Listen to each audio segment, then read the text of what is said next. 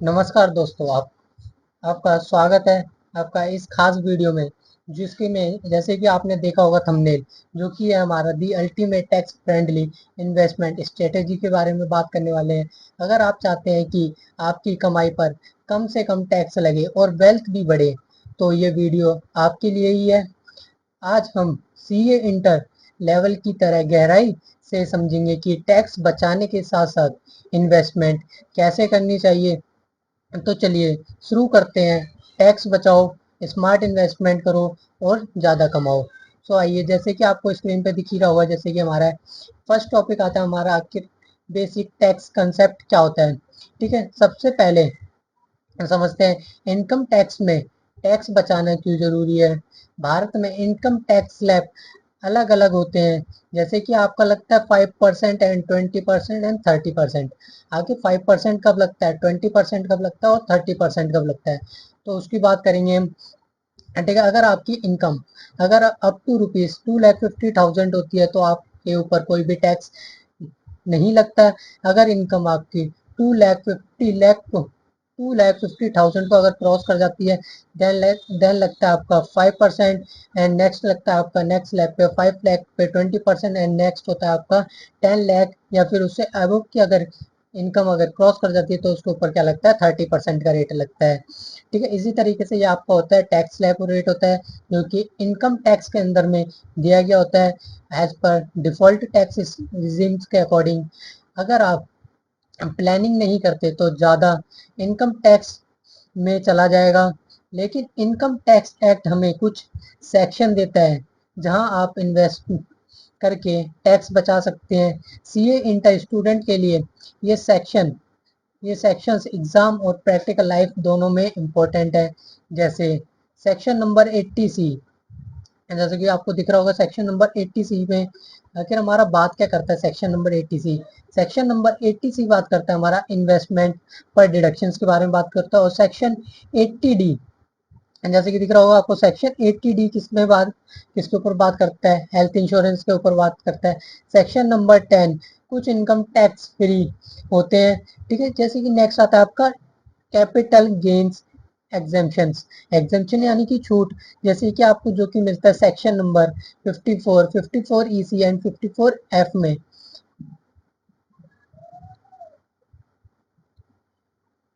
इन्हीं को smartly use करना ही है अल्टीमेट स्ट्रेटेजी। आखिर आइए हम कैसे आखिर इन सबको सेव कर सकते हैं। ठीक है, अगर हम लॉन्ग टर्म कैपिटल गेन को अगर हम अर्न करते हैं, तो आखिर हम उस पे टैक्स बचाएंगे। सो आइए अब स्टार्ट करते हैं। ठीक है, बाकी जो हमने बात करा था, ये करा था हमने बेसिक टैक्स कंसेप्ट के बारे में। अब हम बात करेंगे टैक्स फ्रेंडली इन्वेस्टमेंट के बारे में। ठीक है, जो कि फर्स्ट आता है आपका सेक्शन नंबर 80C। 80C के अंदर बात कर रहे हैं। ठीक है, जो कि बात करते हैं जिसके अंदर आता है आपका पीपीएफ। आखिर पीपीएफ क्या होता है, आपका पब्लिक प्रोविडेंट फंड, जिसमें आता है आपका safe and tax free interest की बात करते हैं। ठीक है, जो सेक्शन नंबर 80C है, तो कितने का देता है, मैक्सिमम डिडक्शन कितना होता है, 1,50,000 तक का आपको मैक्सिमम डिडक्शन देता है। अगर पीपीएफ में भी करते तो भी आपको कितना मैक्सिमम डिडक्शन मिलता है, 1,50,000 का है। एंड ELSS क्या होता है, आखिर limited sorry equity linked saving schemes होता है। ठीक है, जिसके अंदर में भी आपका क्या आता है, शॉर्ट लॉक इन आता है और हाई रिटर्न्स आते हैं। तो उसके अंदर में भी आपको कितना मिलता है, मैक्सिमम डिडक्शन मिलता है 1,50,000 का।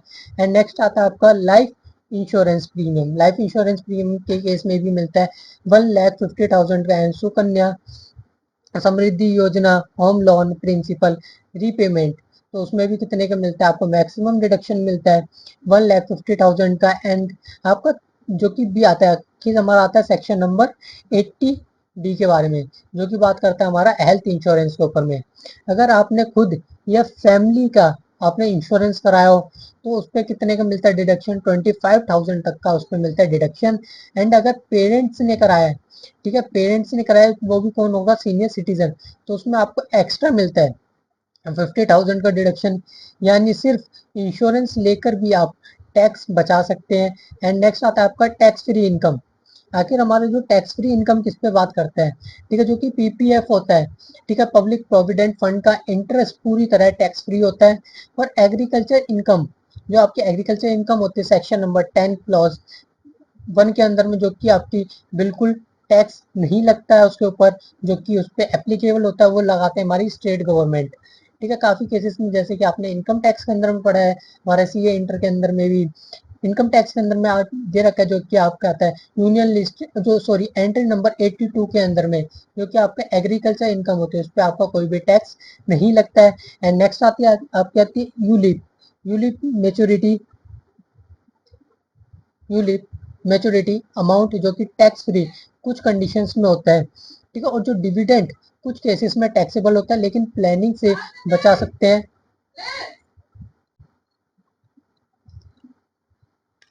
तो हम बात करते हैं डिविडेंड कुछ केसेस में टैक्सेबल होता है लेकिन प्लानिंग से बचा सकते हैं। इसके बाद आता है हमारा कैपिटल गेन्स एज एग्जेम्पशन।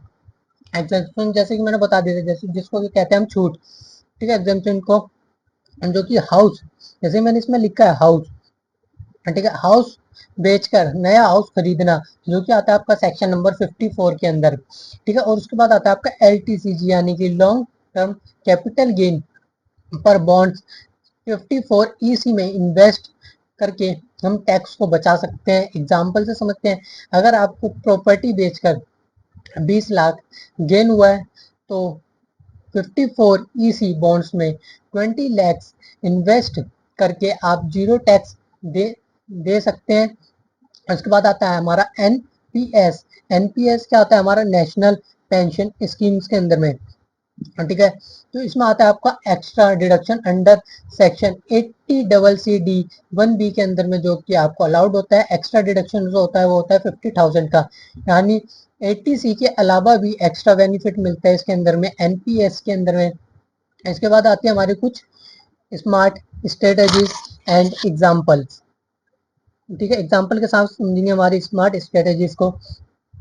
अगर आप स्ट्रेटेजी नंबर 1 क्या आते हैं, मिक्स ऑफ सेफ प्लस में ग्रोथ इन्वेस्टमेंट्स, जिसके अंदर की अगर आपका पीपीएफ या इंश्योरेंस हो तो 50% का, ठीक है, क्या होता है 50% होगा आपका पीपीएफ इंश्योरेंस, जो कि सेफ होता है। आपका 30% ई एल एस एस और एनपीसी, जो कि ग्रोथ प्लस में रिटायरमेंट होता है।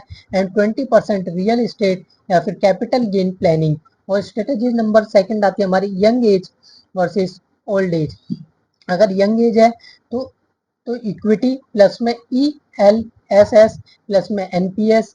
एंड मिडिल, अगर मिडिल की एज है, ठीक है, तो पीपीएफ प्लस में होम लोन प्लस में इंश्योरेंस, ठीक है। आपकी कुछ स्ट्रेटेजीज है ये। और सीनियर सिटीजन के केसेस में आपको क्या करना चाहिए, हेल्थ इंश्योरेंस प्लस में टैक्स फ्री बॉन्ड्स पे फोकस करना चाहिए, ठीक है। ये हमारी कुछ स्ट्रेटेजीज थी, ठीक है। आखिर अगर आपको सेफ या फिर मिक्स में करना है तो 50% किस में होना चाहिए, पीपीएफ में या इंश्योरेंस में, और 30% ई एल डबल एस में या एनपीएस में होना चाहिए, जो कि ग्रोथ प्लस में रिटायरमेंट में यूज होता है। एंड 20% होना चाहिए आपका real estate and capital gain plannings में। And young age versus old age के केसेस में, अगर यंग एज है तो इक्विटी प्लस में ई एल एस प्लस में एनपीएस में ज़्यादा आपको इन्वेस्ट करना चाहिए। और मिडल एज में आपको PPS plus home loans plus में इंश्योरेंस में ज़्यादा इन्वेस्ट करने चाहिए। और सीनियर के केसेस में, अगर सीनियर सिटीजन हो तो हेल्थ इंश्योरेंस प्लस में टैक्स फ्री बॉन्ड्स में ज़्यादा आपको इन्वेस्ट करना चाहिए। एंड एग्जाम्पल से समझते हैं, जो कि मिस्टर ए है, ए की केस स्टडी से समझते हैं। जैसे कि इनकम गिवन है 12 लाख की इनकम गिवन है, सेक्शन नंबर 80 सी, जिसके अंदर की आपको डिडक्शन मिलता है 1,50,000 का। तो 1,50,000 का क्या होगा, आपका डिडक्शन हो गया ई एल एस एस प्लस में पीपीएफ का कट गया आपका।